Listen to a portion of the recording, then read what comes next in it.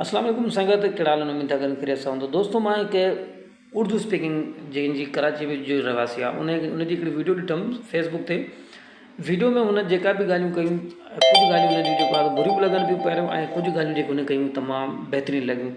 बहितर जेके हुन ॻाल्हियूं कयूं उहे ॻाल्हियूं कुझु हीअं हुयूं त हुननि चयो त कराची खे तव्हां ॾिसो त कराची में JDC उर्दू स्पीकिंग आहे, सैलानी बि उर्दू स्पीकिंग आहे। इन खां अलावा जेके बि फिलाई इदारा उहे सभु उर्दू स्पीकिंग आहिनि। हुन में हुननि जे चवण जो मक़सदु सिर्फ़ु ऐं सिर्फ़ु इहो हुयो, हिकिड़ी क़िस्म जी हुननि तनक़ीद बि कई आहे असांजे सिंधियुनि ते, ऐं हुन जे चवण जो मक़सदु इहो हुयो त तव्हांजा जेके सिंधी आहिनि, जीअं वॾा वॾा कारोबारी आहिनि जंहिं वटि पैसो गॾु आहे ख़ुदा, हालांकि असांजे सिंधियुनि वटि अणखुट पैसो आहे, पर उहे पंहिंजे कंहिं आस पास ग़रीब खे या कंहिं यतीम खे ॾियण जे लाइ तयारु न हूंदा आहिनि। हालांकि हुननि जा पंहिंजा अख़राजात ऐं पंहिंजे ऐशो आराम में हुननि जा पैसा ख़तमु थींदा आहिनि।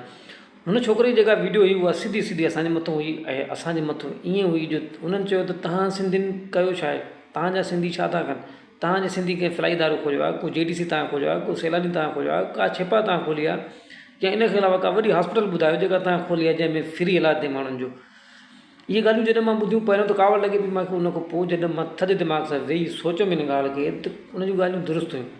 असांजा यार केतिरा सिंधी आहिनि, अरबपति आहिनि, करोड़े रुपया आहिनि हुननि वटि, वीगो गाॾियूं अथनि, अलाए छा मुशाद आहिनि, पर अफ़सोस पंहिंजी सिंध में पंहिंजे आस पास जेके गुरबत में आहिनि माण्हू, उन्हनि खे एतिरी सपोर्ट न कई वेंदी आहे जेतिरी हक़ीक़त में कराची में उर्दू स्पीकिंग फिलाई इदारा खोलिया आहिनि। ऐं कराची में तव्हां ॾिसो त कुंड कुंड ते तव्हांखे फ्री मानी मिलंदी, फ्री तव्हांजो इलाजु थींदो, फ्री तव्हांजी रिपोर्टियूं थियूं थियनि।